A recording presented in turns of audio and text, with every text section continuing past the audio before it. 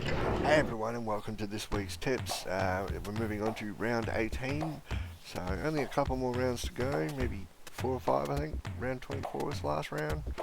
I'm not 100% sure on that, but we'll get there in the end. Yeah, we've got a big weekend ahead, and I think I nailed it this weekend. I only got 3 right last weekend, but I think we're going to do better this week.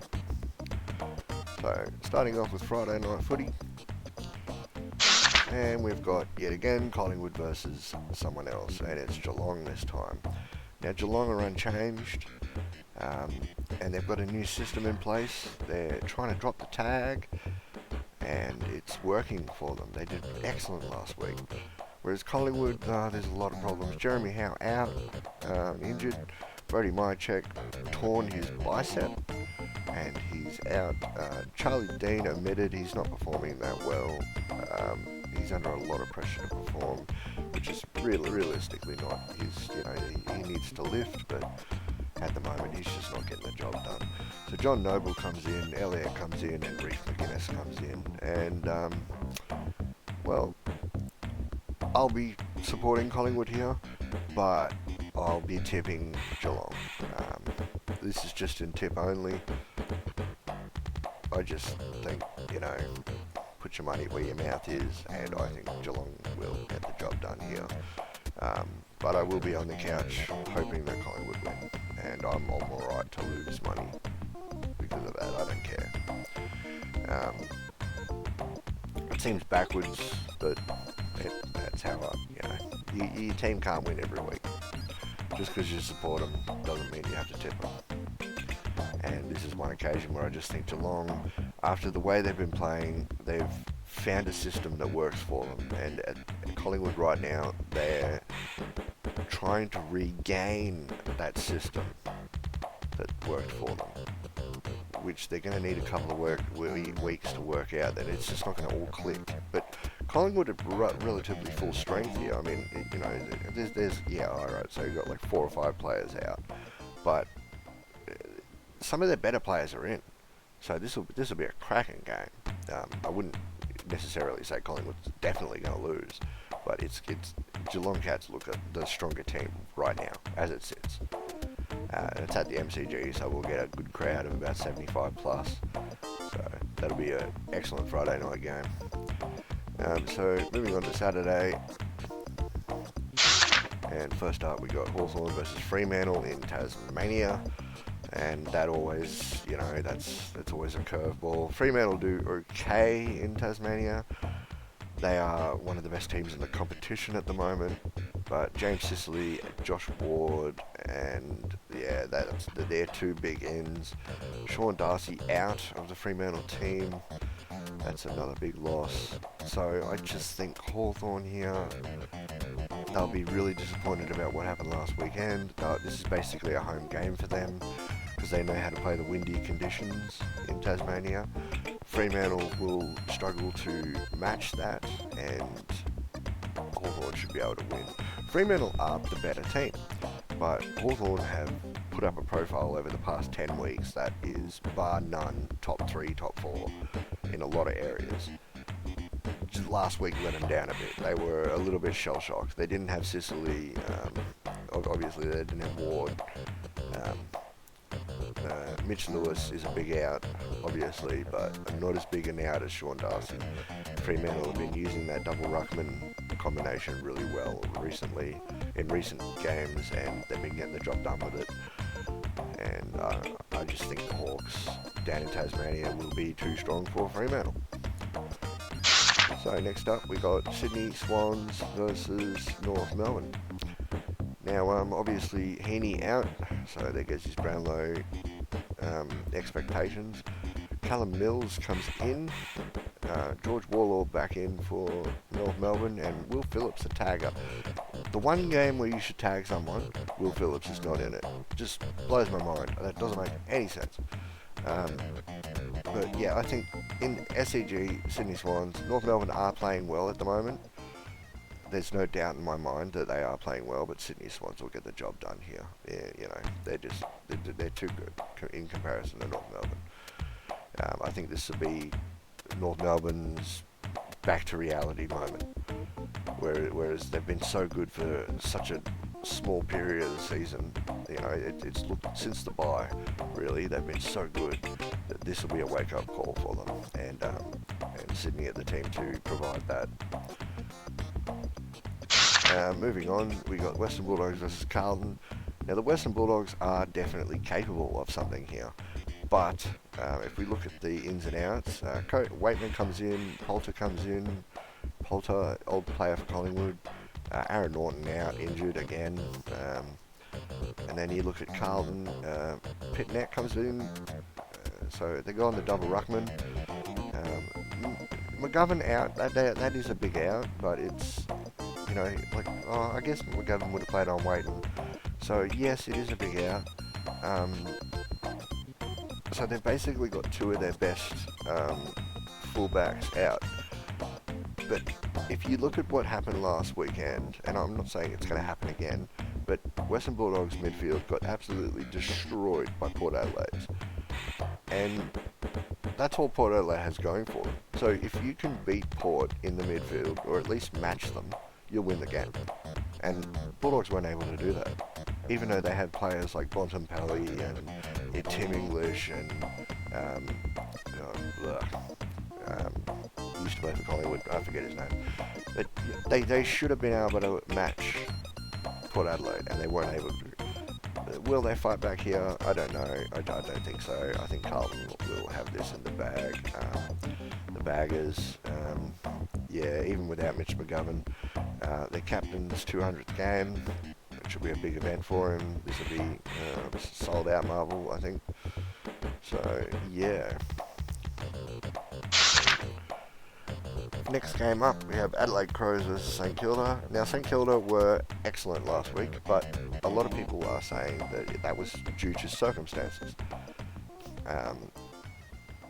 Sydney are vulnerable to the uncontested mark game, which is what St Kilda do. They kick the ball around and they don't let you touch it. You know, that's how they build the ball up, and then they attack. Very slow, very methodical, and Sydney don't handle that very well. In fact, in all four of their games this year, that's how they've lost. And that works to St Kilda's favour.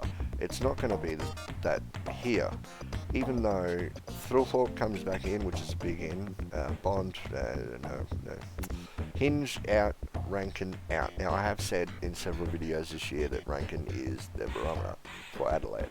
If he's not playing, they don't stand a chance. And to an extent, that has been true. But in this situation, Adelaide Oval, Adelaide Crows versus St Kilda, one of the worst teams in the comp. Bradley Hill out, personal reasons. Windhager, another big out. Zach Jones comes in, not really a like for like. Zach Jones is more of a distributor, even though Bradley Hill is definitely a distributor, but he's a better distributor than Zach Jones is. So I just feel like Adelaide here will be too strong. I mean, yeah, they're just gonna match them in every area, and just don't forget that the Adelaide Crows still have their forward line. Their big, tall timber up forward are still there. So just because Isaac Rankin isn't playing doesn't mean that their forward line isn't as dangerous as ever. I mean, yeah, So I just think Adelaide will get over St Kilda here. Next up, we have Melbourne versus Essendon. With Max Gawn out, you can't go past Essendon here. They were brilliant against Collingwood last weekend. They were very lucky that Cameron was injured and they started dominating the ruck, which Collingwood were coming back real hard, and they could have lost the game if Cameron wasn't injured.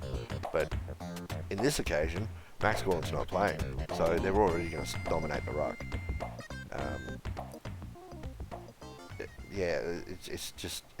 Petty comes back in, so he'll probably do some forward ruck work.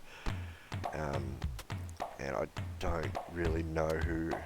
He might actually be rucking all the way around the ground. It remains to be seen. I think Petty will be their ruckman, you go back a year ago and they had one of the best ruckmans in the comp, and now they've got Nobody.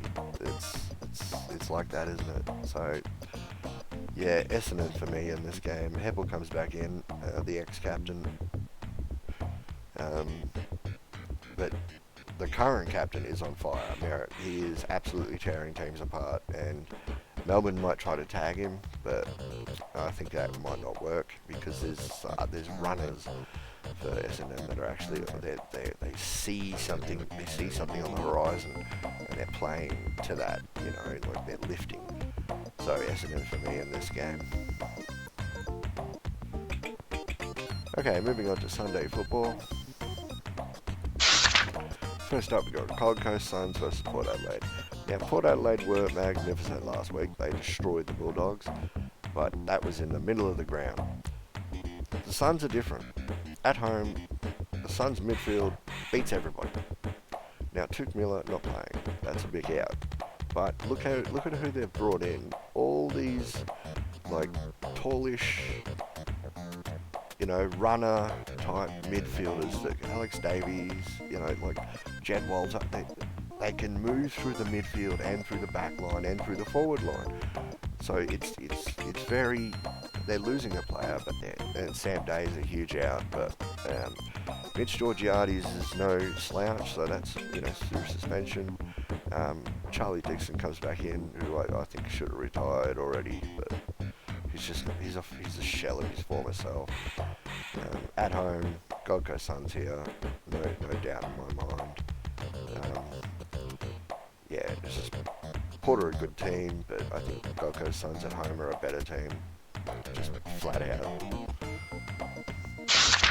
Okay, next up, and second last game of the round, we have Richmond versus GWS.